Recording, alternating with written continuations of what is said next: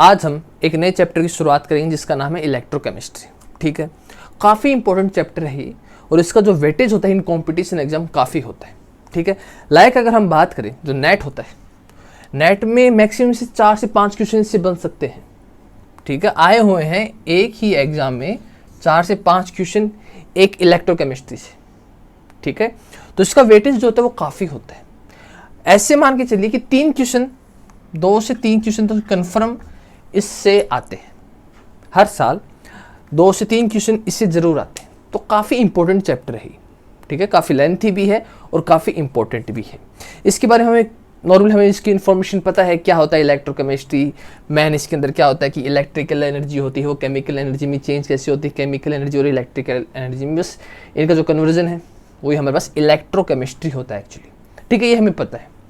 अब इसके अंदर कैसे वो सेल होता है, कंडक्टेंस होते हैं, कैसे इसमें आयंस मूव करते हैं और उनमें क्या पोटेंशियल निकल के आता है, ये सब कुछ इसके अंदर देखना है, जिससे रिलेटेड क्वेश्चन हमें मिलते हैं आगे जाके। ठीक है, तो काफ़ी लेंथी है, हम काफ़ी वीडियो में इसको कवर करेंगे।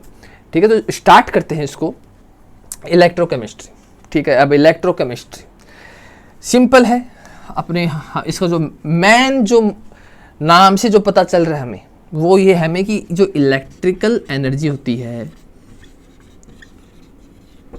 से केमिकल एनर्जी में कन्वर्ट होना, मतलब इलेक्ट्रिकल एनर्जी से हमें केमिकल एनर्जी कैसे मिले और केमिकल एनर्जी से हमें इलेक्ट्रिकल एनर्जी कैसे मिले। बस यही हमारा इस पूरे इसका जो मेन है, जो मेन रूट है इसकी, वो यही है कि इलेक्ट्रिकल एनर्जी से केमिकल एनर्जी और केमिकल एनर्जी से इलेक्ट्रिकल एनर्जी। ठीक है, अब इसका जो इंटर कन्वर्जन होता है, मतलब इलेक्ट्रिकल एनर्जी से केमिकल एनर्जी में चेंज होना, वो हमें थ्रू सेल होता है। होता है क्या एक्चुअली, इलेक्ट्रिकल एनर्जी से केमिकल एनर्जी, केमिकल एनर्जी से इलेक्ट्रिकल एनर्जी, मतलब सिंपल सी बात है कि केमिकल एनर्जी, केमिकल रिएक्शन। ठीक है, कुछ हमने मॉलिक्यूल्स लिए, आपस में उनकी रिएक्शन करे और उनसे हमें इलेक्ट्रिकल एनर्जी मिली, तो वो तो हो गया केमिकल एनर्जी से इलेक्ट्रिकल एनर्जी। और हमने क्या किया कि कुछ रिएक्शन हो नहीं रही है, ठीक है, कुछ तो हम कुछ इलेक्ट्रिकल आउटसाइड एनर्जी दे के, इलेक्ट्रिकल एनर्जी दे के केमिकल एनर्जी करवाएं, मतलब केमिकल रिएक्शन करवाएं उनके बीच में। बस यही जो इंटर कन्वर्जन है वो इसके अंदर चलता रहता है। ठीक है, अब इसी के अंदर आयंस आएंगे कि आयंस कहाँ मूव कर रहे हैं, कितने मूव कर रहे हैं, सॉल्यूशन हमने क्या ले रखा है, उसका पोटेंशियल कितना है, उसमें कंडक्टिविटी कितनी बनती है, इलेक्ट्रोड पे क्या हो, एनोड, कैथोड, ऑक्सीडेशन, रिडक्शन, ये सब कुछ इसके अंदर निकल के आता है। इसी के बेस पे क्वेश्चन बनते हैं, वो हम इसमें हमें करना होता है। तो हम ये भी जानते हैं कि इसमें हमें सेल का यूज़ करना होगा। ठीक है, सेल का यूज़ करना होगा। तो जो इलेक्ट्रिकल एनर्जी से हमें केमिकल एनर्जी में कन्वर्ट करना होता है, तो उसके लिए हमें इलेक्ट्रोलाइटिक सेल की नीड होती है, मतलब उसको हम इलेक्ट्रोलाइटिक सेल कहते हैं, जो इलेक्ट्रिकल एनर्जी से केमिकल रिएक्शन करवाए, उसको हम कहते हैं इलेक्ट्रोलाइटिक सेल के थ्रू करवा देते हैं।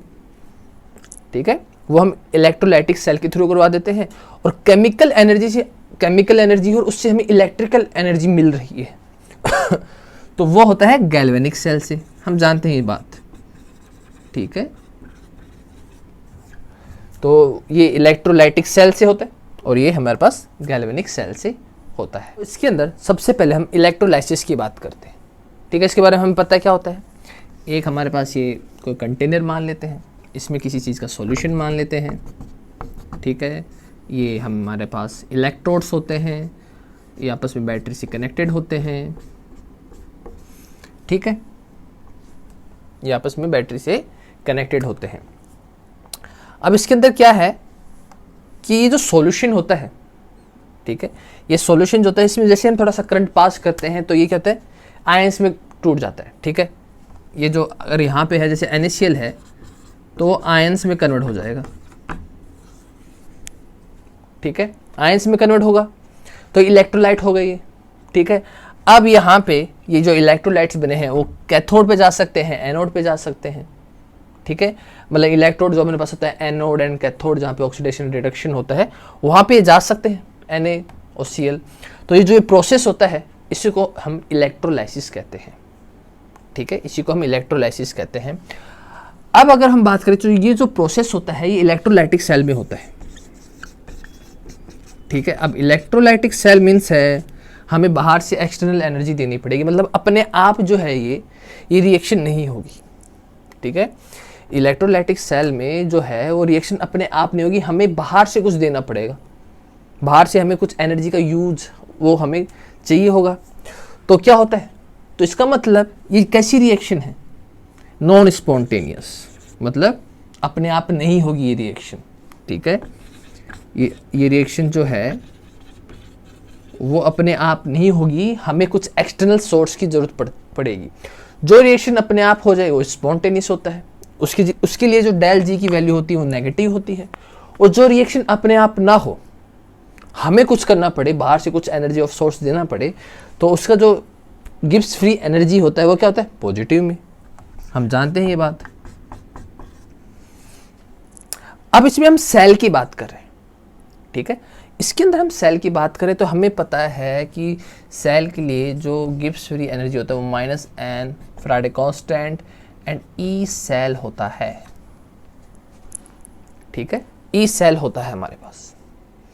जो गिब्स फ्री एनर्जी और जो इस सेल होता है, इनके बीच में हमारे पास ये रिलेशन होता है, ये हम पढ़े हुए हैं पहले। ठीक है, तो अगर हमारे पास ये स्पॉन्टेनियस है, इसकी वैल्यू अगर प्लस में है तो इसकी वैल्यू हमारे पास नेगेटिव में आएगी, ई सेल की वैल्यू हमारे पास नेगेटिव में आएगी। देखो इस फॉर्मूले बेस्ड भी थोड़े बहुत क्वेश्चन बन जाते हैं, बेसिक क्वेश्चन बन जाते हैं। ठीक है, और आगे काम भी आएगा हमारे पास ये। अगर रिएक्शन स्पॉन्टेनियस है, जो हमारे पास गैल्वेनिक सेल वाली होती है, वो रिएक्शन अपने आप होती है, हमें कुछ करने की जरूरत नहीं पड़ती, हमें कोई बाहर से कुछ इलेक्ट्रिकल एनर्जी हमें नहीं देनी पड़ती, केमिकल एनर्जी होती है, केमिकल रिएक्शन होती है, उससे हमें इलेक्ट्रिकल एनर्जी मिल जाती है। ठीक है, उससे हमें इलेक्ट्रिकल एनर्जी मिल जाती है। तो उसके लिए हमारे पास जो हमारे पास गिब्स फ्री एनर्जी है, नॉन स्पॉन्टेनियस के लिए पॉजिटिव होती है, जो रिएक्शन स्पॉन्टेनियस होती है उसके लिए नेगेटिव, और जो इक्विलिब्रियम होती है उसके लिए 0। ठीक है, तो नेगेटिव में हमने इसको लिया तो ये कितना आ जाएगा हमारे पास, ई सेल पॉजिटिव में। ठीक है, ये नॉर्मल सी एक बात है, थोड़ा सा बेसिक इसके बारे में पता होना चाहिए कि होता क्या है एक्चुअली। ठीक है, गिब्स फ्री एनर्जी हो या स्पॉन्टेनियस या नॉन स्पॉन्टेनियस जो रिएक्शन होती है उसका क्या इफेक्ट पड़ता है, ये हमें पता होना चाहिए।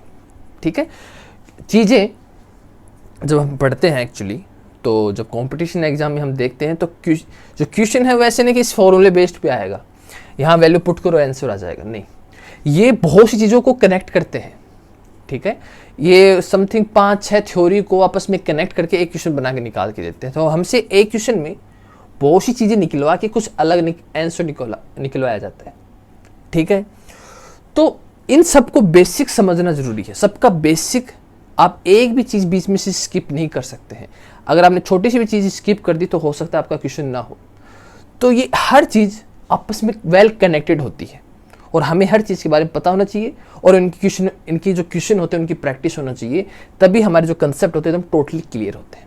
ठीक है, तो ये हमारा इसका ई सेल हो गया। नेक्स्ट इसमें हम इलेक्ट्रोलाइटिक सेल जो होता है उसको देख लेते हैं, रिप्रेजेंटेशन जिसका देख लेते हैं कि होता कैसे है, उसके अंदर होता क्या एक्चुअली। ठीक है, उसके बारे में जानना जरूरी है। तो यही एक हमारे पास एक कंटेनर टाइप से होता है। ठीक है, यहाँ हमारे पास सॉल्यूशन होता है, 2 इलेक्ट्रोड इसमें लगे रहते हैं।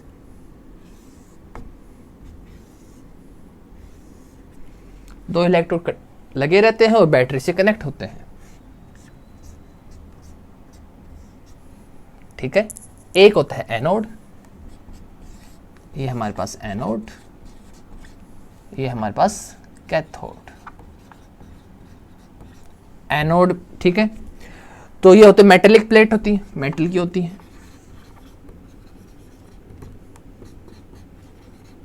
ये हमारे मेटेलिक प्लेट होती है।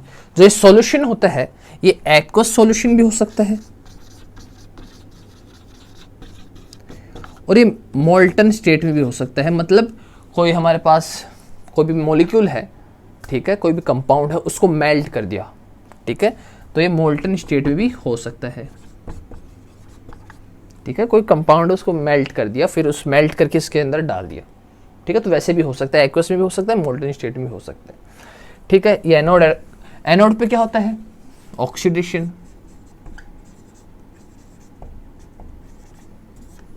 कैथोड पे क्या होता है? रिडक्शन। इसको आप ऐसे भी याद कर सकते हो, कैट रेड, लाल बिल्ली ऐसे कैट रेड तो लाल बिल्ली, ऐसे भी याद रख सकते हो उस चीज़ को कि कैथोड पे होता क्या एक्चुअली। ठीक है, वही हमें यहाँ पर हम कुछ सॉल्यूशन होगा, सॉल्यूशन में जो भी कंपाउंड है वो आयंस में कन्वर्ट होंगे। आयंस तो हमारे पास प्लस नेगेटिव, ठीक है, पॉजिटिव नेगेटिव, तो नेगेटिव हमारे एनोड पे जाएंगे और पॉजिटिव हमारे कैथोड पे जाएंगे। ठीक है, ये सिंपल एक इलेक्ट्रोलाइटिक सेल कैसा होता है वो सिंपल इसका एक रिप्रेजेंटेशन है। ठीक है, कि इसमें होता है क्या है, दो आयन ये होते हैं, इलेक्ट्रोड्स बैटरी से कनेक्टेड होते हैं, एनोड कैथोड, और ये हमारे पास इस टाइप से हमारे पास ये इलेक्ट्रोलाइटिक सेल होता है। हाँ, इसमें एक बात हमारे पास आती है कि जो आयंस हैं ये जो मूवमेंट करते हैं, इधर जाएगा इधर जाएगा, अब आयंस की मूवमेंट हो रही है तो ये क्या करेगा, कंडक्टेंस शो करेगा, कंडक्टिविटी शो करेगा। ठीक है, तो आयंस की मूवमेंट का मतलब ही क्या है, कंडक्टिविटी, कंडक्टेंस, इलेक्ट्रिसिटी। ठीक है, अब हमें इसके बारे में पढ़ना है, इलेक्ट्रोलाइटिक सेल के बारे में, इलेक्ट्रोलाइसिस के बारे में। ठीक है, पता है आयंस हैं, कैथोड पे जाएंगे, एनोड पे जाएंगे, ये सब कुछ इसमें होता रहेगा। ठीक है, तो किसी चीज़ को दो टाइप से स्टडी किया जाता है, एक तो क्वालिटेटिव और एक क्वांटिटेटिव। मतलब क्वालिटी मीन्स होता है कि कौन आयन किधर जा रहा है, ठीक है, कौन आयन है या कहाँ पे क्या हो रहा है, वो तो हमारे पास होता है क्वालिटेटिव, कि भाई हमें पता है आयन्स हैं वो एनोड पे जा रहे हैं कितने जा रहे हैं, कैथोड पे जा रहे हैं वो कितने जा रहे हैं। ठीक है, तो एक तो हमारे पास होता है क्वालिटेटिव। ठीक है, तो सबसे पहले हमें क्वालिटेटिव के बारे में पता होना चाहिए कि कौन आयन कहाँ किधर क्या कर रहा है। ठीक है, दूसरा होता है हमारे पास क्वांटिटेटिव, मतलब कितनी क्वांटिटी में कोई आयंस या इनके बीच में क्या हो रहा है। ठीक है, क्या इनके बीच में क्या मेल जोल चल रहा है, तो वो हमारे पास क्वांटिटेटिव में हम उसको पढ़ते हैं। ठीक है, तो सबसे पहले तो क्वालिटेटिव, दूसरा होता है हमारे क्वांटिटेटिव। अब क्वालिटेटिव जो होता है उसको पता लगाने के लिए हमारे पास उसका जो मेथड होता है वो होता है discharge potential. Discharge potential, discharge potential मतलब आयंस होंगे इसके अंदर, ये कोई सॉल्यूशन है, मोल्टन स्टेट है, हमें पता है, वी नो। वो आयंस में मतलब जो पहले तो कंपाउंड में है वो आयंस में कन्वर्ट होंगे। अब जो वो आयंस होता है, जो भी आयंस है उनमें जिसका डिस्चार्ज पोटेंशियल मतलब हो सकता है इसके अंदर दो कैटायन हो सकता है, मतलब NaCl को हम वाटर में एक्वस मीडियम में डाल दें तो हमारे पास Na+ है और H+ है। अब इन दोनों से कौन कैथोड पे जाएगा, ठीक है, जाएगा तो एक ही, दोनों तो नहीं जाएंगे, जाएगा तो एक ही। तो वो पता, जैसे मान लो हमारे पास एक Na+ है और एक H+ है, एक्वस मीडियम में डाल रखा है NaCl को। ठीक है, अब इन दोनों में एक ही कैथोड पे जाएगा, तो जिसका जो डिस्चार्ज पोटेंशियल होता है वो जिसका कम होता है वो इस इलेक्ट्रोड पे जाएगा। ठीक है, सेम केस जो होता है वो एनायंस के लिए होता है, Cl- और OH-, सेम केस इनके लिए होता है कि जिसका डिस्चार्ज पोटेंशियल कम हो वो इस पे जाएगा। अब डिस्चार्ज पोटेंशियल होता क्या है, आयंस की जो टेंडेंसी होती है मतलब उसको रिड्यूस होने की। ठीक है, जिस आयन की टेंडेंसी होती है कि भाई मुझे जल्दी से रिड्यूस होना है, ठीक है, फास्ट रिड्यूस होना, जिस आयन को मतलब आयन को फास्ट रिड्यूस होना है, तो वो उसका जो डिस्चार्ज वो होता है डिस्चार्ज पोटेंशियल। ठीक है, वैसे हम इसके लिए, ठीक है, अलग से ही डिस्चार्ज पोटेंशियल को अलग से हमने निकाला है, नाम ही अलग से निकाल दिया कि भाई आयंस है कौन पहले जाएगा, तो कैसे पता लगा कि क्या नाम दे उसको, तो हमने उसको डिस्चार्ज पोटेंशियल नाम दिया, कह दिया कि भाई जो पहले जाएगा उसका रिडक्शन हो जाएगा, ठीक है, रिड्यूस हो जाएगा वो। तो आयंस की इनकी हम थोड़े आगे चल के देखेंगे कि इनकी एक सीरीज है कि कौन अगर इन दोनों में से है तो इनमें जो डिस्चार्ज पोटेंशियल किसका कम है वो जाएगा। तो हमें एक सारणी कह सकते हो या टेबल कह सकते हो या एक सीक्वेंस कह सकते हो जिसका हमें पता होना चाहिए। ठीक है, जो हमें याद रखना है एक्चुअली। ठीक है, तो उसके हिसाब से इसका हम पता लगाते हैं कि कौन जाएगा। और अगर हम अब क्वांटिटेटिव की बात करें, क्वांटिटेटिव स्टडी की बात करें, तो क्वांटिटेटिव जो स्टडी होती है वो फैराडे लॉ से होती है। फैराडे के 2 लॉ है, first law and second law. तो जो क्वांटिटेटिव स्टडी है वो उसके बेस पे मतलब कितना कौन कहाँ जाएगा, कितना चार्ज गया, कितना करंट गया, कितना टाइम लगा, कितने आयंस गए, वो हमें फैराडे लॉ बताता है। तो इसके अंदर जो हमें बताता है वो बताता है फैराडे का जो फर्स्ट लॉ है, ठीक है, जो फैराडे का जो फर्स्ट लॉ है वो हमें क्वांटिटेटिव के बारे में बताता है। तो सबसे पहले हम क्वालिटेटिव को थोड़ा सा और डिटेल में देख लेते हैं। तो ये हमारे पास जो टेबल है जिसे आपको याद करना है, जो आपको याद होनी चाहिए। अगर ये याद नहीं तो जो भी क्वांटिटेटिव या क्वालिटेटिव है तो वो ही नहीं समझ आएगा, तो क्वांटिटेटिव भी समझ नहीं आएगा, तो काफ़ी कंसेप्ट आपके निकल गए, ठीक है। तो हमें ये याद रहना चाहिए, ये डिस्चार्ज पोटेंशियल का हमें पास सीक्वेंस है और ये हमें याद रहना चाहिए, ठीक है। ये कैटायंस के लिए है, ये एनायंस के लिए है। तो देखो ये तो सिंपल है, फ्लोरीन, क्लोरीन, ब्रोमीन, आयोडीन। ये तो देखो फ्लोरीन स्टार्ट में, ये 3 लास्ट में और ये 3 बीच में। इनका आप एक खुद से एक पैटर्न बना सकते हो जो आपको बेस्ट लगे, उस तरीके से आप इसको याद रख सकते हो, ठीक है। एक ये हमारे पास है, तो आप इसको भी आपको याद रखना होगा। अब जैसे इसका यूज अभी बता देते हैं कैसे होता है। मान लो हमारे पास एक सॉल्यूशन है, ठीक है, हमारे पास वो अभी सॉल्यूशन था, उसमें एक्वस हो सकता है मोल्टन स्टेट में हो। हमारे पास मान सकते हैं कि हमारे पास Cu+2 है उस सॉल्यूशन के अंदर और हमारे पास Ca+2 है, ठीक है। ये दो हमारे पास उसके अंदर हैं, ठीक है। कौन जाएगा एनोड या कैथोड पे, मतलब कैथोड पे कौन जाएगा? जिसका डिस्चार्ज पोटेंशियल कम हो। तो किसका कम है? इसका। तो जाएगा कौन? ये। बस ये इस सीक्वेंस का हमारे पास फ़ायदा होता है, तभी ये याद रखना ज़रूरी है। इसमें सेम अगर इसका हो और इसमें दोनों अगर हमें सॉल्यूशन मिल जाए तो कौन जाएगा एनोड पे? Cl-, क्योंकि इसका डिस्चार्ज पोटेंशियल कम है। इसके अंदर हमारे पास कुछ कंडीशंस भी हैं, ठीक है, थोड़ा सा याद रखना है। कुछ साइड में एक्सेप्शन भी कह सकते हो आप, थोड़ा सा या थोड़ा सा अलग से मतलब कह सकते हो, कुछ भी कह सकते हो। तो इसमें एक कंडीशन होता है कि डाइल्यूट NaCl अगर एक्वस मीडियम में है, ठीक है, डाइल्यूट HCl अगर एक्वस मीडियम में है, ठीक है। तो हमारे पास देखो यहाँ पे हम इस टेबल की बात करें तो OH की जो डिस्चार्ज पोटेंशियल है वो Cl से ज़्यादा है, थोड़ा सा उल्टा हो जाएगा। अगर डाइल्यूट NaCl है एक्वस मीडियम में तो जो Cl है उसका डिस्चार्ज पोटेंशियल ज़्यादा हो जाएगा, वो OH- का कम हो जाएगा।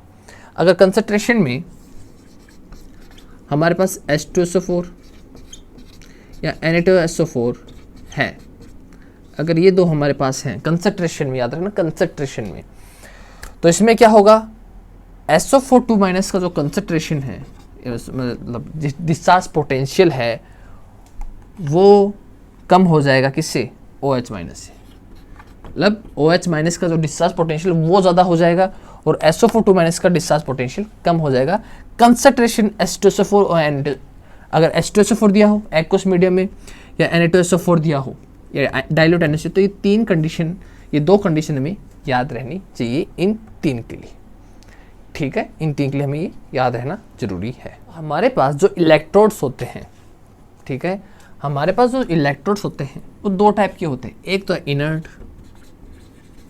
और एक होता है एक्टिव।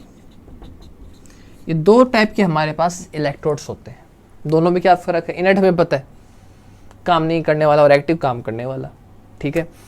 इनर्ट जो होता है उसमें जो इलेक्ट्रोड्स होते हैं वो ओनली अपनी साइड देते हैं, मतलब हाँ हम हैं, पर उसके ऊपर कोई ऑक्सीडेशन, मतलब इस इलेक्ट्रोड पे कोई ऑक्सीडेशन और कोई रिडक्शन नहीं होगा, मतलब ये पार्टिसिपेट नहीं करेगा, ठीक है। और जो एक्टिव है उसके अंदर जो इलेक्ट्रोड होगा उसके ऊपर ऑक्सीडेशन भी होगा, मतलब उसका ऑक्सीडेशन भी होगा, उस इलेक्ट्रोड मतलब पार्टिसिपेट करेगा, रिडक्शन में पार्टिसिपेट करेगा। तो ये पूरा एक्टिव रहता है कि मैं भी पार्टिसिपेट करूँगा, मैं भी थोड़ा सा खेल लूँ, ठीक है, जो भी हो रहा है उसमें मैं भी पार्टिसिपेट करता हूँ, ये बोलता है हम नहीं करेंगे, ठीक है। तो हमारे पास 2 टाइप के इलेक्ट्रोड होते हैं, इनर्ट और एक्टिव। तो हमें इनका भी पता होना ज़रूरी होता है कि कौन एक्टिव है और कौन इनर्ट है। इनर्ट का सबसे अच्छा एग्जाम्पल होता है प्लैटिनम इलेक्ट्रोड, ठीक है, प्लैटिनम इलेक्ट्रोड सबसे अच्छा एग्जाम्पल इसका हम मान सकते हैं। अब हम कुछ कंडीशन लेते हैं, कुछ सॉल्यूशन, कुछ इलेक्ट्रोलाइटिक सेल बना के देखते हैं कि उसके अंदर कौन एनोड पे गया, कौन कैथोड पे गया, और उनके बीच में जो एक्स्ट्रा क्या निकल के हमारे पास आता है। तो हमें 4 कंडीशन हमारे पास दी गई है, ठीक है, 4 कंडीशन हमें दी गई है। तो हमें ये बताना है कि कौन तो एनोड पे जाएगा, कौन कैथोड पे जाएगा, और एक्स्ट्रा में इसमें क्या बनता है, ठीक है, सॉल्यूशन के अंदर क्या रह जाता है, तो वो हमें इसके अंदर हमें बताना है, ठीक है। तो पहला कंडीशन दिया है कि NaCl है वो एक्वस मीडियम में है और प्लैटिनम इलेक्ट्रोड है। प्लैटिनम इलेक्ट्रोड है मतलब इलेक्ट्रोड का तो काम ही नहीं है, ठीक है, इलेक्ट्रोड पार्टिसिपेट नहीं करेगा, तो बाकी जो काम है NaCl का होगा और एक्वस मीडियम में है। तो हमारे पास क्या होता है, आयंस में ऐसे कन्वर्ट हो जाएगा और ये हमारे पास H+ OH-, ठीक है। देखते हैं हमारे पास एनोड, कैथोड और जगह कम ठीक है, एडजस्ट करना पड़ता है, काफ़ी छोटा बोर्ड है तो अब अगर इसमें देखें तो हमारे पास ये 2 हैं। अब इन दोनों में से कौन कैथोड पे जाएगा और इन दोनों में से कौन एनोड पे जाएगा, तो हमें सीक्वेंस याद होना चाहिए और टेबल हमें याद होनी चाहिए। तो अगर हम पॉजिटिव की बात करें, ठीक है, मतलब कैटायंस की बात करें, तो जो हाइड्रोजन होता है उसका जो हमारे पास डिस्चार्ज पोटेंशियल है वो कम होता है, तो हमारे पास कौन जाएगा, हाइड्रोजन कैथोड पे जाएगा। तो हाइड्रोजन कैथोड पे जाएगा तो H2 गैस फॉर्म कर लेगा, ठीक है, इस फॉर्म में हमें मिल जाएगा कैथोड के ऊपर, ठीक है। अब इन दोनों में कौन जाएगा, इन दोनों में हमारे पास Cl जाएगा, ठीक है। अगर हमें सीक्वेंस याद है तो इसके अंदर हमारे पास Cl आगे जाता है, क्योंकि देखो फ्लोरीन शुरू में होता है और लास्ट में क्लोरीन, ब्रोमीन, आयोडीन होता है, तो वहाँ पे होता है। तो क्लोरीन ये भी इस गैस फॉर्म में हमें एनोड पे जाएगा, तो ये एनोड पे जाएगा और ये कैथोड पे जाएगा। बाकी 2 बचे NaOH, ये बच गया सॉल्यूशन में। तो अदर में हमारे पास क्या बचेगा, NaOH का कंसंट्रेशन हमारे पास बच गया। तो ये पानी के अंदर ही है, ठीक है। तो इनका जो कंसंट्रेशन है, पानी देखो, पानी चलो हाइड्रोजन जा रहा है तो पानी तो एक्सेस में होता है हमारे पास, पानी तो हमारे पास खूब अमाउंट में होता है। तो NaOH का जो कंसंट्रेशन है, क्योंकि देखो हाइड्रोजन जा रहा है और क्लोरीन भी जा रहा है, लेकिन ये तो कहीं नहीं जा रहा ना, और वाटर भी हमारे पास एक्सेस में है, तो इसका जो कंसंट्रेशन है वो इंक्रीज होगा, क्योंकि ये देखो इनका तो काम ही नहीं है ना, तो वैसे सॉल्यूशन में है, Cl और H2 ये जा रहे हैं तो इनका है, इनका यूज हो रहा है, इनका तो यूज ही नहीं हो रहा। तो जो सॉल्यूशन है उसमें से यूज तो हो रहा है लेकिन इनका नहीं हो, तो ये तो वही है, तो इनका कंसंट्रेशन इंक्रीज होगा। NaOH का कंसंट्रेशन इंक्रीज है तो इसका जो pH है वो भी इंक्रीज होगा, ठीक है। OH इंक्रीज हो रहा है तो दैट मीन्स pH भी इसका इंक्रीज होगा, ठीक है। अब बात करते हैं हम Na2SO4 की, और कंसंट्रेशन में दिया गया है, याद आया कुछ, हमने एक कंडीशन रखी, 3 कंडीशन, उसमें से एक कंडीशन ये आ गई हमारे पास। ये कैसे होगा, Na+ और SO4-, एक्वस मीडियम में है H+ OH-, ठीक है। इन दोनों में से वापस हमारे पास कैथोड के ऊपर हाइड्रोजन जाएगा,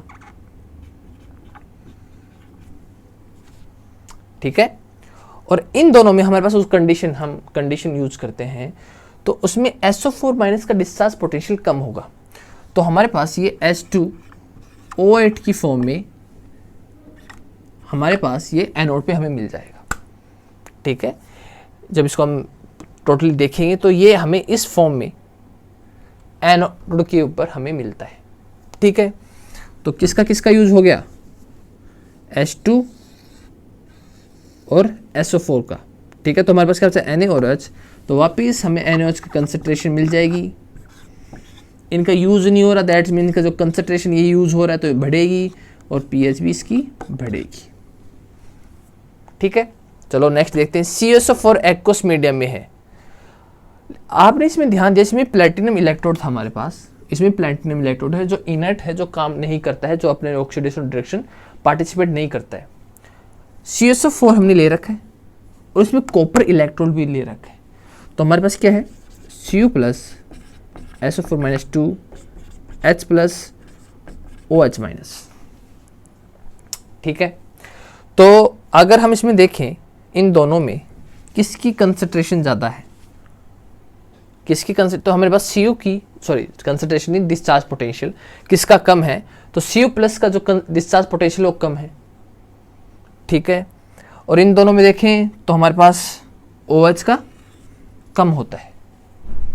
लेकिन इसके अंदर क्या होता है, देखो अगर कॉपर का डिस्चार्ज पोटेंशियल कम है तो इसमें होता है, और कॉपर का ही इलेक्ट्रॉन ले रखा है, तो मतलब तो हमें ज़रूरत ही नहीं, मतलब इसमें ऐसा होगा, ये हमारे पास इलेक्ट्रोड होगा, है तो कॉपर का ही, तो इसके अंदर क्या होता है कि ये कॉपर का है, तो यहाँ से इसका ऑक्सीडेशन होना स्टार्ट होता है एनोड से, तो जो Cu प्लस यहाँ से निकलेगा और Cu+2 में कन्वर्ट हो जाएगा और यहाँ से कैथोड पे चला जाएगा। मतलब ये आपस में ही इलेक्ट्रोड, क्योंकि हमने कॉपर इलेक्ट्रोड ले रहे जो एक्टिव इलेक्ट्रोड है, तो एक्टिव इलेक्ट्रोड है दैट मीन इसका भी ऑक्सीडेशन रिडक्शन होगा।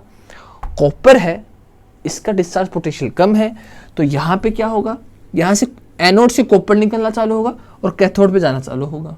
तो बाकी जो सॉल्यूशन है अपने पास CuSO4 का, वो काम ही नहीं आएगा, वो यूज में ही नहीं आएगा, क्योंकि ये आपस में ही चालू हो गए और बस CuSO4 देखता रह गया। तो ठीक है, तो यहाँ से हो, और हमें पता है जब ऐसा होता है तो एनोड तो हो जाता है पतला और कैथोड हो जाता है मोटा, क्योंकि Cu आयन यहाँ पे जमा होते जा रहे हैं, डिपॉजिट होते जा रहे हैं, तो ये तो फैलता जाएगा, ये थिन होता जाएगा, ठीक है, ये हमें पता है, ठीक है। तो इसमें ऐसा होगा। नेक्स्ट है हमारे पास कंसंट्रेशन में H2SO4 दे रखा है, प्लैटिनम इलेक्ट्रोड। हमें पता है कंसंट्रेशन H2SO4 है, तो पहले देखो H प्लस SO4 माइनस 2 और हमारे पास H प्लस OH माइनस, तो एक तो हमारे पास H2S गैस चली जाएगी वहां पे कैथोड पे, ठीक है। अब इन दोनों में अगर कंसंट्रेशन H2SO4 है तो डिस्चार्ज पोटेंशियल हमने एक कंडीशन रखी थी SO4 माइनस का, तो जो डिस्चार्ज पोटेंशियल वो कम होगा, तो जाएगा कौन, ये -2, तो ये मिल जाएगा हमें एनोड पे, ये कैथोड पे, बचा क्या हमारे पास, ये चला गया H2, मतलब कुछ नहीं बचा, एक्चुअली पानी है, वो पानी का पानी उसमें रह गया, ठीक है। तो हमारे पास ये कुछ कंडीशन थी जिसको हमने देखा, हमें मतलब कहने का मतलब हम कह सकते हैं हमने एक इलेक्ट्रोलाइटिक सेल बना के देखा, हमने कुछ कंडीशन ली और उसमें इलेक्ट्रोड को चेंज किया, सॉल्यूशन को चेंज किया, और उसमें हमने देखा और कि कौन कहाँ पे गया और कौन हमें एक्स्ट्रा में हमें सॉल्यूशन के अंदर मिला, ठीक है। कुछ कंडीशन हमने बना के, आप कितने भी कंडीशन से बना सकते हो, आपको वो एक्चुअली टेबल थी, जो एक सीक्वेंस था, वो याद रहना जरूरी है, ठीक है। तो उसके बेस पे सब हो जाएगा। तो अब हम क्वांटिटेटिव स्टडी की बात करेंगे। क्वालिटेटिव में हमने देख लिया कि कौन कहाँ कितना गया, कितना हमने चार्ज दिया था, कितनी इलेक्ट्रिसिटी हमने दी थी, एनोड पे कौन गया, कितना कौन गया, कैथोड पे कौन गया, कौन सा इलेक्ट्रोड हमने चेंज किया, सॉल्यूशन हमने कैसा था, सब हमने देख लिया, ठीक है। अब हम बात करें क्वांटिटेटिव, मतलब कितना चार्ज देने के बाद कितना एनोड और कैथोड पे डिपॉजिट हुआ अमाउंट ऑफ सब्सटेंस, ठीक है। तो लाइक इसमें क्या होता है, फ्राइडे का लॉ आता है, फ्राइडे का लॉ क्या कहता है कि कितना अमाउंट डिपॉजिट हुआ और कितना चार्ज देने पे दोनों प्रोपोर्शनल होते हैं, मतलब जितना चार्ज आप दोगे उतना ही अमाउंट ऑफ सब्सटेंस डिपॉजिट होगा, कहाँ, इलेक्ट्रोड्स पे, तो ये डायरेक्टली प्रोपोर्शनल होता है चार्ज की। ये वेट है जो amount of deposit eight electrode, और ये है चार्ज जो हमने दिया है ये सब कुछ करवाने के लिए, ठीक है। हमें पता है जो चार्ज होता है वो क्या होता है, करंट प्लस टाइम, कितना टाइम, मल्टीप्लाई में टाइम, ठीक है। ये हमें पता है एक्चुअली कि हमारे पास होता है करंट, ये टाइम इक्वल होता है चार्ज के, ठीक है। और जब प्रोपोर्शनल हटाते हैं तो कोई कांस्टेंट आता है, तो प्रोपोर्शनल कांस्टेंट होता है वो हम यहाँ पे यूज करेंगे जेड का, ठीक है। इसको हम कहते हैं इक्विवेलेंट, केमिकली इक्विवेलेंट कांस्टेंट, ठीक है। तो मतलब ये जो है हमें याद रखने होंगे, ठीक है, इसके बेस पर क्वेश्चन बनेंगे एक्चुअली, ठीक है। तो ये होता है इक्विवेलेंट केमिकल कांस्टेंट, ये हमारे पास करंट हो गया, ये टाइम हो गया। अब इसके अंदर हम एक कंडीशन रख के देखते हैं कि अगर जो करंट है उसकी वैल्यू हम 1 एम्पियर रख दें और टाइम है उसकी वैल्यू भी हम 1 सेकंड ले लें, इसको हम सेकंड में लेंगे एक्चुअली। इसके अंदर याद रखना कि जो भी हमारे पास इक्वेशन है फैराडे लॉ में, हम इसको सेकंड में लेंगे, ठीक है। इसको अगर हम 1 एम्पियर मान लें, इसको 1 सेकंड मान लें, तो हमारे पास ये हो जाएगा, ये है इलेक्ट्रोकेमिकल इक्विवेलेंट कांस्टेंट। तो हमारा जो वेट है वो इसके इक्वल हो जाएगा। मतलब कहने का मतलब है कि 1 एम्पियर जब करंट पास करते हैं, ठीक है, 1 एम्पियर जब करंट पास करते हैं तो जो भी वो सब्सटेंस होता है वो 1 ग्राम इक्विवेलेंट, मतलब 1 ग्राम मान लो, वो वहाँ पे डिपॉजिट हो जाता है। तो ये हमें इससे ज़्यादा लेना देना नहीं है। ये तो जब होता है कि जब वैल्यू 1 में दी गई हो, मतलब करंट है वो 1 एम्पियर हो, टाइम हो 1 सेकेंड हो। अब हमें चार्ज देखना है इसके ऊपर कि कितना चार्ज, उसकी वैल्यू निकालनी है, चार्ज कितना चार्ज, ठीक है। तो इलेक्ट्रॉन पे चार्ज कितना है 1.60 × 10⁻⁻90 कूलाम। ये हमें पता है कि एक इलेक्ट्रॉन का इतना होता है। और 1 मोल की बात करें, 1 मोल की बात करें तो कितना होगा, 1 मोल हमें पता है एक्चुअली कितना होता है। 1 मोल को हम आवागाद्रो नंबर से डिनोट करते हैं, तो 1 मोल से इसको हम मल्टीप्लाई कर देते हैं, तो हमें बस 1 इलेक्ट्रॉन का चार्ज आ जाएगा। हम मोल्स में बात करेंगे, एक इलेक्ट्रॉन की बात ना करके हम मोल्स में बात करेंगे, ठीक है। बहुत मिनिमम क्वांटिटी हो, बहुत छोटी क्वांटिटी हो, तो एक काम करो, उसका ग्रुप ले लो, ठीक है, ग्रुप ले लो। जैसे हम डजन की बात करते हैं, किलो की बात करते हैं, वैसे इसमें क्या होगा, हम मोल्स की बात करेंगे। तो 1.6 × 10⁻⁻19 और इंटू 6.023, एक आवागाद्रो हमें पता है कितना होता है। जब इनको मल्टीप्लाई करते हैं तो हमारे पास जो चार्ज निकल के आता है, जो एक मोल इलेक्ट्रॉन पे चार्ज नो, हमारे पास है 96500 कूलाम। इसमें हम कूलाम में बात करेंगे, ठीक है। तो हमारे पास ये कूलाम में निकल के आता है और यही वैल्यू हम यूज करेंगे। इसको हमें पता है, हमने पढ़ा हुआ है पहले भी, इसको हम 1 फैराडे भी कहते हैं, 1 एफ भी इसको हम कहते हैं, ये हमने पहले पढ़ा हुआ है काफ़ी बार। ये तो हमारे पास 11-12 से ही चालू हो जाता है और आगे ग्रेजुएशन में आता रहता है, तो ये तो हमें पता है एक्चुअली, ठीक है। तो इसमें हम 1 मोल इलेक्ट्रॉन की बात करेंगे, 1 मोल इलेक्ट्रॉन चार्ज की बात करेंगे एक्चुअली, ठीक है। तो ये हमारे पास का चार्ज निकल के हमारे पास आ गया, हमारे पास चार्ज निकल के आ गया। अब हमारे पास क्या है, हमारे पास इक्वेशन क्या थी, ZQ, ठीक है। एक हमारे पास कांस्टेंट है, ये हमारे पास चार्ज है। अब अगर इसकी हम स्पेसिफिक बात करें, ठीक है, इसकी हम स्पेसिफिक बात करते हैं, तो हमने देखा कि हमारे पास 1 फैराडे, ये हमारे पास चार्ज निकले, हम मोल में बात कर रहे हैं, ठीक है, हम मोल में बात कर रहे हैं। अगर हमें ये किसी, हमें जैसे मान लें कोई कंपाउंड दिया है, जैसे NaOH, ठीक है, NaOH हमें दे रखा है। अगर हमें निकालें कि हम इसके ऊपर चार्ज कितना है, मतलब इसका चार्ज कितना होगा, ठीक है, इसका चार्ज कितना होगा, तो कुछ इस टाइप से हो सकता है कि इसका हम जैसे NaOH, ठीक है, इस पे देखते हैं 1F, इस पे हम देखें तो ये हमें इसके पास निकल के आ जाएगा, इसका चार्ज हमारे पास निकल के आ जाएगा, ठीक है। NaOH, इसका हम क्या लेते हैं, मोलर मास, ठीक है, इसका हम लेते हैं मोलर मास। तो NaOH को मोलर मास कितना होता है 40, और फैराडे कांस्टेंट, तो इसके ऊपर हमें एक प्रकार से हमें ये जो कांस्टेंट की जो वैल्यू है वो हमारे पास यहाँ पे निकल के आती है, ठीक है। मतलब अब इसको मैं देखो, अब देखो हम एक कूलाम बात कर रहे हैं और किसी कंपाउंड में हम चार्ज देख रहे हैं, ठीक है, किसी कंपाउंड में हम चार्ज देख रहे हैं, तो उसको हम इससे मल्टीप्लाई कर देंगे तो हमारे पास उसका चार्ज निकल के आ जाएगा, ठीक है। तो ये हमारे पास हो गया मोलर मास। अब इसमें देखो, इसमें एक बात और आती है, इसमें एक एक्स फैक्टर आता है,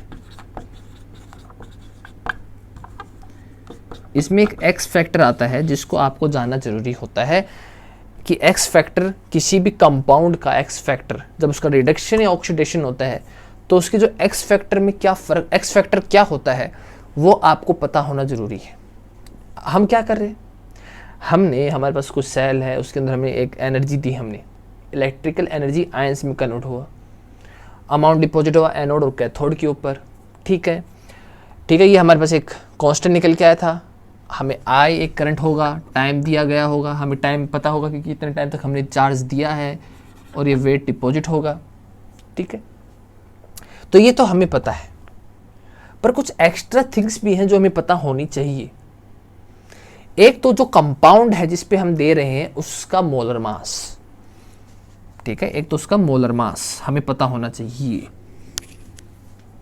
ठीक है, हम मोल्स में बात कर रहे हैं तो कितना चार्ज, उसमें हम चार्ज में बात करें फैराडे कांस्टेंट, मतलब हम ये लेंगे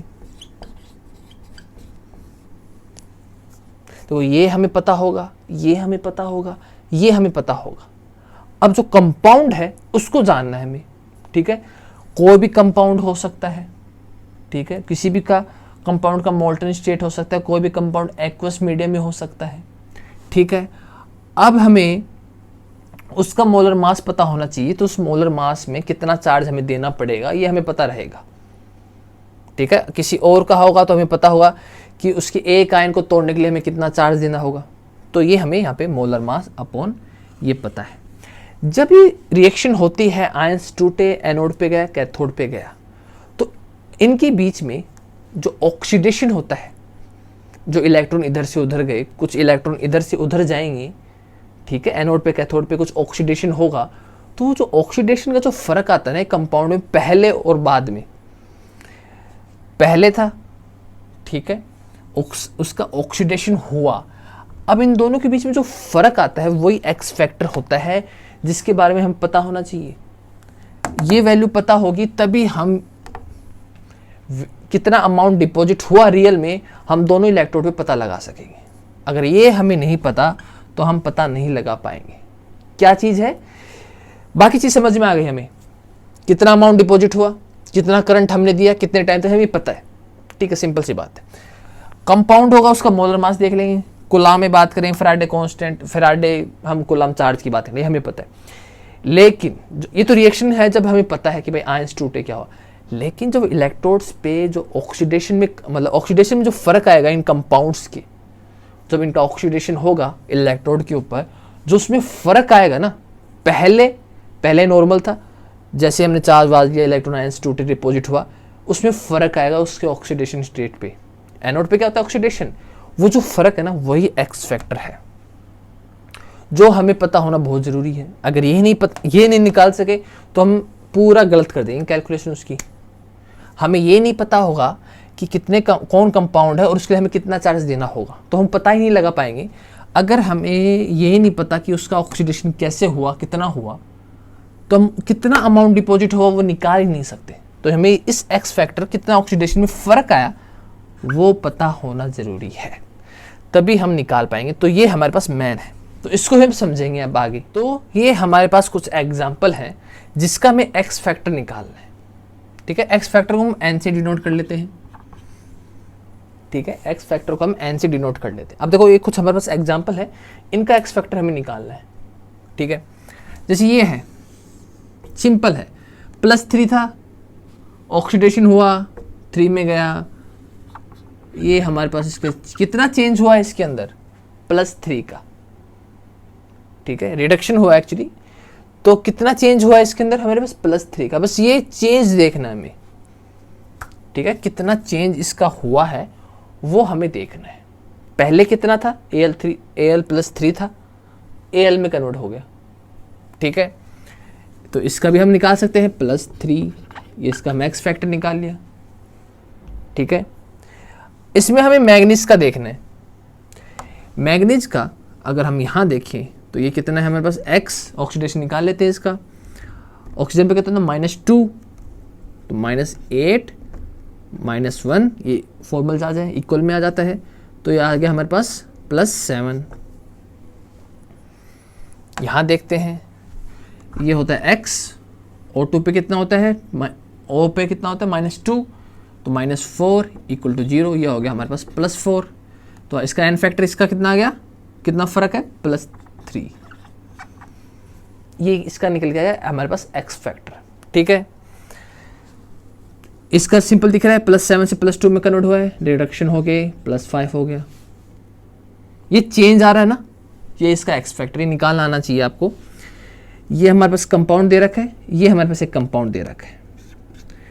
अब इसको हम इसकी ऑक्सीडेशन स्टेट निकालते हैं। इसको थोड़ा सा हम ब्रेक कर लेते हैं और थोड़ा जो बेसिक मेथड है वो यूज कर लेते हैं। ठीक है, तो हमें एन पे देखना है, एक्चुअली एन मैन है। ये दोनों बॉन्ड टूटते हैं, मतलब एक बॉन्ड टूटता है तो चार्ज डिस्ट्रीब्यूशन होता है, मतलब दोनों इलेक्ट्रॉन को शेयर करके बने हुए हैं, कोवैलेंट बॉन्ड बना के बने हुए हैं। तो एक इलेक्ट्रॉन इधर गया, मोर इलेक्ट्रोनेगेटिव जो होगा वो अपनी तरफ इलेक्ट्रॉन खींचेगा, उस पर नेगेटिव चार्ज आएगा, तो इस पर -1 तो इस पर +1। एक और बॉन्ड तोड़ दो इसका डबल वाला, यहाँ पे नेगेटिव, यहाँ पर पॉजिटिव। ठीक है, यहाँ क्या हो रहा है कि जो नाइट्रोजन है वो ऑक्सीजन को इलेक्ट्रॉन दे रहा है। ठीक है, जो नाइट्रोजन है वो ऑक्सीजन को इलेक्ट्रॉन दे रहा है। तो ये क्या हो रहा है, यहाँ पे ऑक्सीजन इसके दोनों इलेक्ट्रॉन ले लेगा, क्योंकि कोऑर्डिनेशन वाला है ये कोऑर्डिनेशन बॉन्ड है। और कोऑर्डिनेशन बॉन्ड में क्या होता है, अगर दो हैं हमारे पास, ऐसे कुछ है, ये कोऑर्डिनेशन बॉन्ड का शो करने का तरीका होता है। ये जब टूटता है तो क्या होता है, क्या तो दोनों पे 0-0 चार्ज आ जाएगा। ठीक है, दोनों के जो ऑक्सीडेशन स्टेट है या जो भी चार्ज है, 0-0 क्या एक पूरे इलेक्ट्रॉन ले जाएगा, एक दोनों इलेक्ट्रॉन ले जाएगा। ठीक है, तो इस केस में क्या होगा कि नाइट्रोजन की जो है वो दोनों इलेक्ट्रॉन ऑक्सीजन ले जाएगा। ठीक है, तो इस पे आ जाएगा -2 और इस पे आ जाएगा +2। ठीक है, दोनों ले गया। यहाँ पे एक इलेक्ट्रॉन ये ले गया था तो इस पे प्लस पॉजिटिव चार्ज आ गया, यहाँ हुआ। लेकिन इसमें क्या, तो दोनों ही ये ले जाता है, तो इस पे हमारे +2 और -2। अब इसके साथ है बेंजीन के साथ, तो बेंजीन का कार्बन के साथ है, कार्बन के साथ तोड़ो। मोर इलेक्ट्रोनेगेटिव कौन है, नाइट्रोजन, तो इस पे आएगा -1 और कार्बन पॉजिटिव, तो इस पे आ गया +3 नाइट्रोजन पे। ठीक है, +4 था, -1 +3। यहाँ देखते हैं, यहाँ नाइट्रोजन है, हाइड्रोजन है, हाइड्रोजन है। ठीक है, ये बॉन्ड टूटा, मोर इलेक्ट्रोनेगेटिव कौन है, नाइट्रोजन, तो इस पे चार्ज होगा -1, इस पे +1। इधर देखते हैं, इसका टूटेगा -1 +1, कार्बन से जुड़ा है, मोर इलेक्ट्रोनेगेटिव कौन है, नाइट्रोजन, तो -1 +1, तो इस पे आ गया -3। फर्क कितने का आ रहा है, +3 से -3 गया, +6 का, तो इसका जो x फैक्टर हो जाएगा वो हो जाएगा +6। ठीक है, तो इस टाइप से आपको निकालना है, ऑक्सीडेशन स्टेट आपको निकाल लेनी चाहिए। ठीक है, और उसमें फ़र्क देखना आना चाहिए, तब जाके हमें x फैक्टर आएगा। ठीक है, इसमें देख लेते हैं मैग्नीज O4, तो इस पे क्या चार्ज आएगा, x, ये हमारा अभी निकाला है जस्ट, +7। ठीक है, इस पे देखते हैं, इस पे हमारे पास x है और ये -8, तो इस पे हमें +8 है। ठीक है, लेकिन अगर आप इसमें एक बात नोटिस करो, इसमें मैग्नीज 3 है, यहाँ पर 1 है। ठीक है, ये जो कन्वर्ट हुआ है ये 3 है, 3 मैग्नीज की बात कर रहे हैं यहाँ पे, और हमारे पास केवल एक ही मैग्नीज का हमने ऑक्सीडेशन स्टेट लिया है। ठीक है, यहाँ पे 3 की बात कर रहे हैं, हमने केवल एक ही मैग्नीज की ऑक्सीडेशन स्टेट की बात कर रहे हैं। हमें एक्स फैक्टर निकालना है, हमें चेंज देखना है। ठीक है, हमें चेंज देखना है। यहाँ पे एक मैग्नीज का +7 है।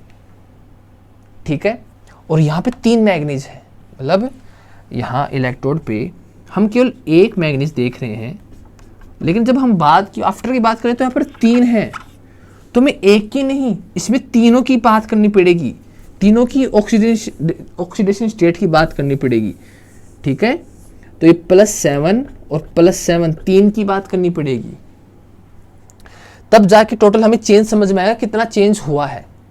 और ये तो +80 है, ये तो हमें +80 है, तो टोटल अगर हम चेंज करेंगे तो इसमें +21 प्लस, तो 21 का चेंज है, मतलब 13 का चेंज है एक्चुअली।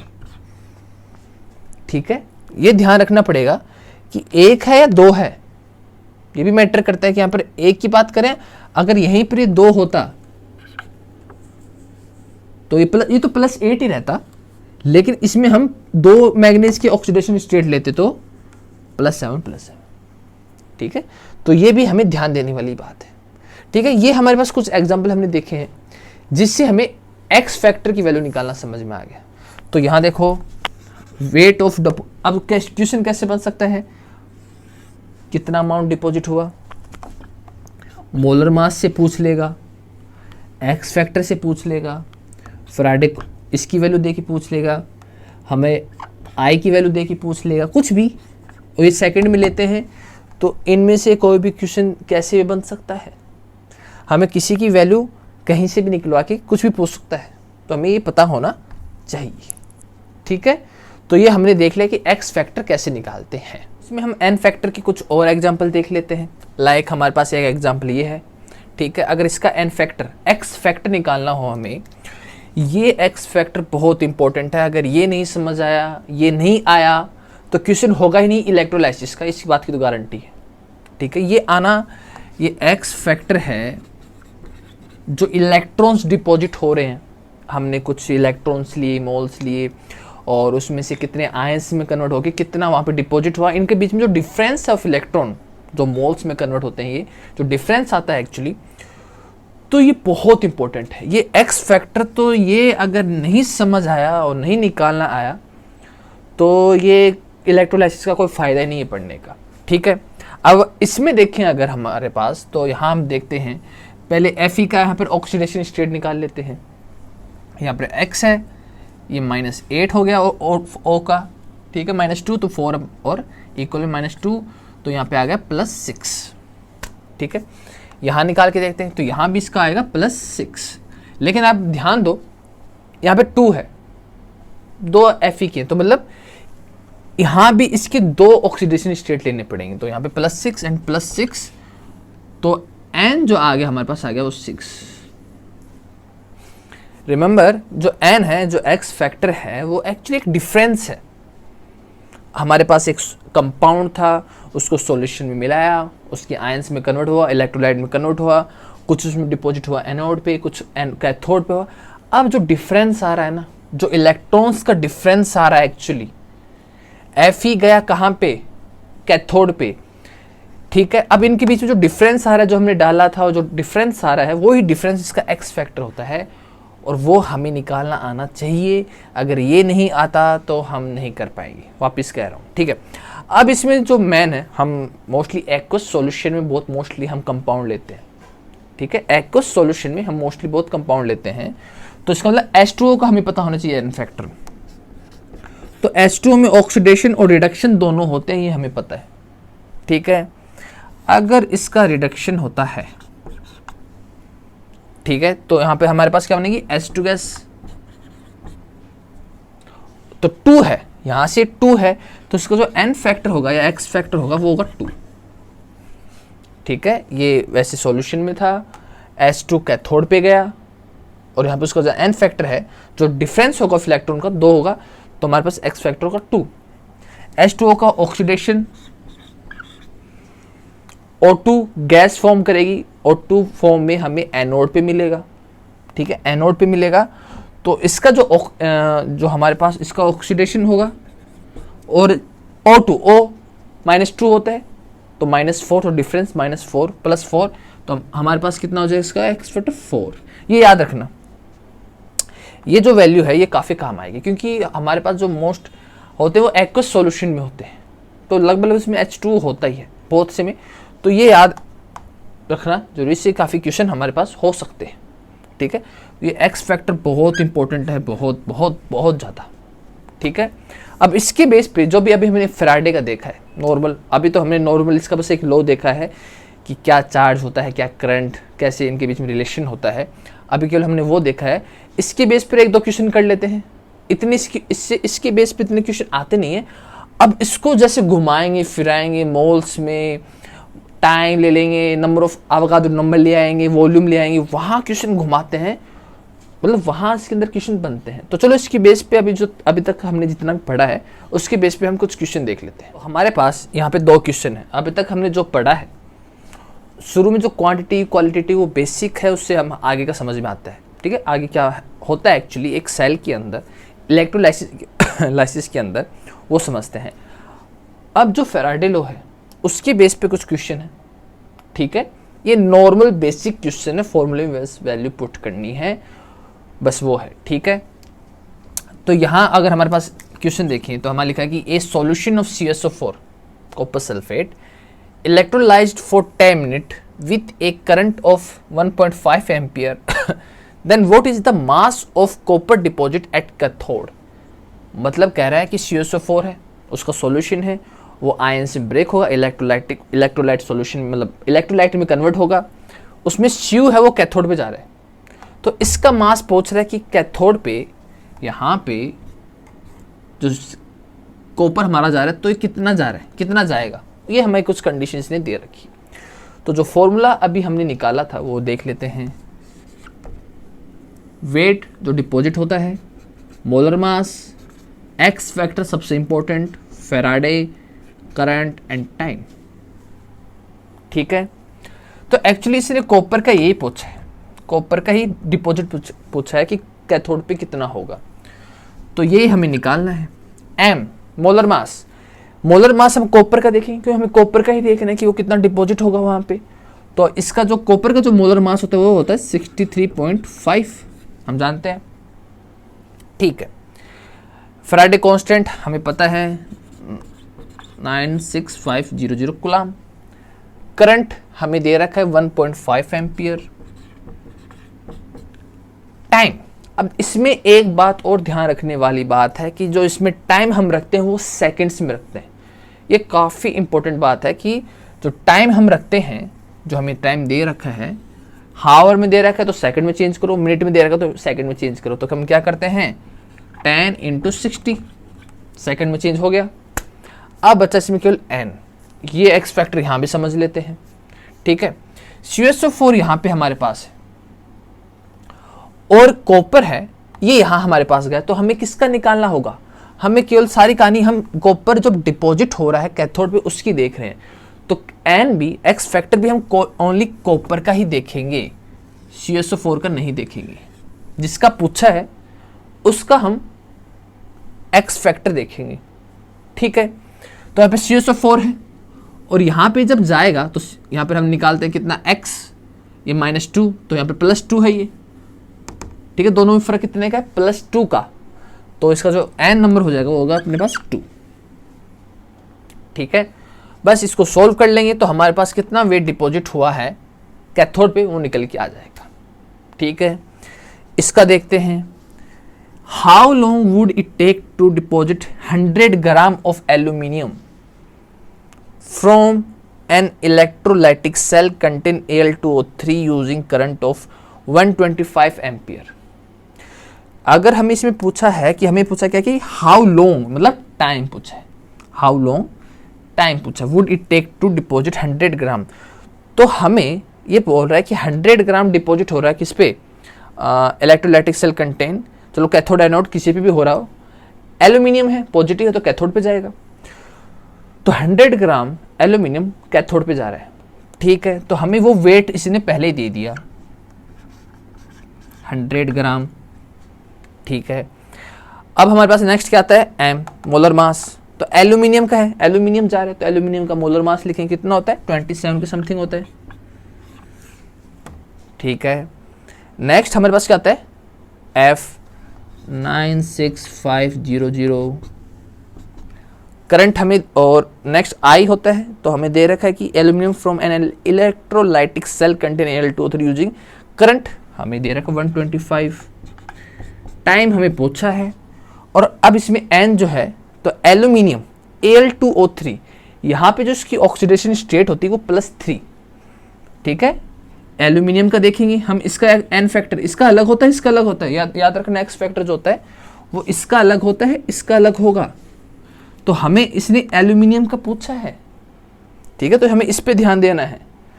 तो इसका जो x फैक्टर होगा वो यहाँ हम देखें तो यहाँ पे इसका आता है +6, ठीक है। तो ये +3 में हमें मिल जाता है ये +6। अगर 2 लोग हो तो अगर एवरेज निकालो तो +3, ये 0 हो जाएगा। तो हमें ये +3 की फॉर्म में हमें कैथोड पे जाता है। तो इसका जो एक्स फैक्टर याद रखो, चलो अगर ये नहीं आता तो इसका याद रखना कि एल्यूमिनियम जो होता है इसका +3n एक्स फैक्टर होता है।